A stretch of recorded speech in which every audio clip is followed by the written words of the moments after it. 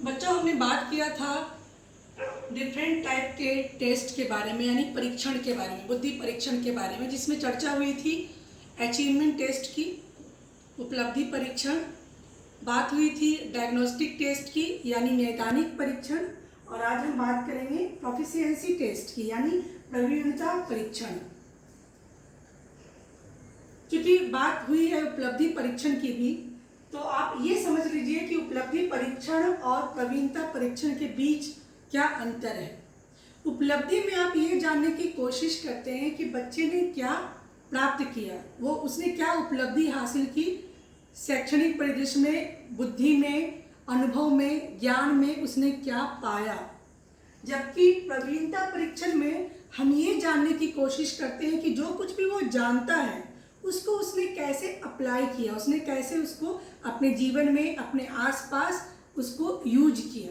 तो ये basic difference है अचीवमेंट टेस्ट और प्रोफिशिएंसी टेस्ट के बीच, कि एक में आप सिर्फ ये पता लगाते हैं कि बच्चे ने सीखा क्या, और दूसरे में ये पता लगाते हैं कि उसने जो सीखा उसके बाद उसने उसको किस तरह से अपने व्यक्तित्व में, अपने काम में, अपनी बुद्धि में, अपने ज्ञान में उतारा या इंटरप्रेट किया या यूज किया।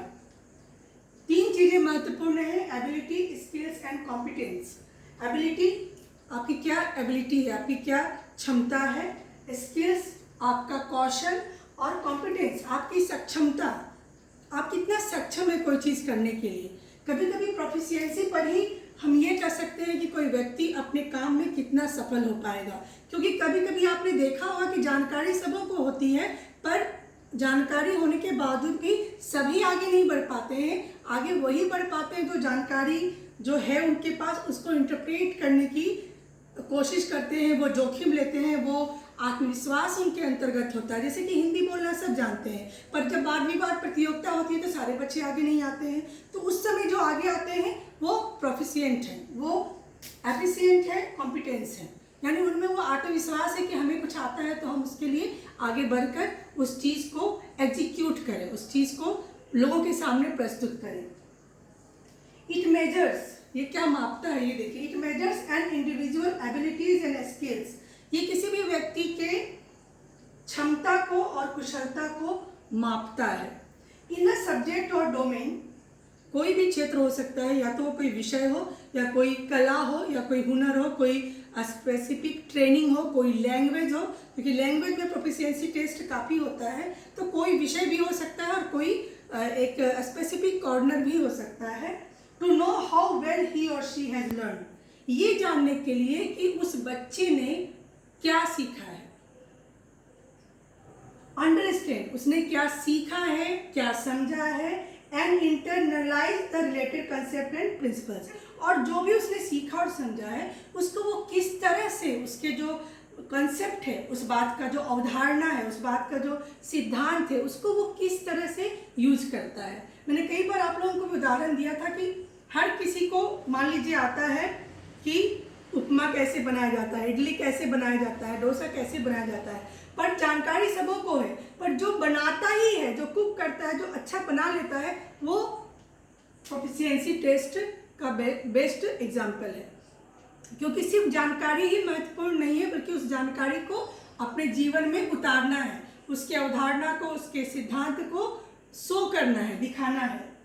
It's a part of quality assurance. Quality assurance क्या है? गुणात्मकता की परीक्षा है, या गुणात्मकता का मापदंड है। आपकी क्वालिटी क्या है ये तभी पता चलेगी जब आप प्रोफिशिएंट होंगे, अपने किसी काम में सक्षम होंगे, समर्थ होंगे, आपकी कुशलता, आपका सामर्थ्य, आपकी क्षमता बिल्कुल खुलकर सामने आएगी, तभी व्यक्ति या टीचर जो है वो क्लास में जान पाएगा।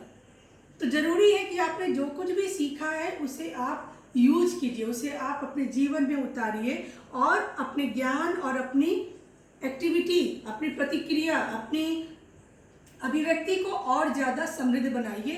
तभी आप प्रोफिशिएंसी टेस्ट में एक अच्छा स्थान प्राप्त कर पाएंगे। क्योंकि सिर्फ जानना, सिर्फ उपलब्धि पाना ही जरूरी नहीं है। उपलब्धि होने के बाद आप जो करते हैं, जो उसके बाद का स्टेप है, वो है प्रोफिशिएंसी टेस्ट।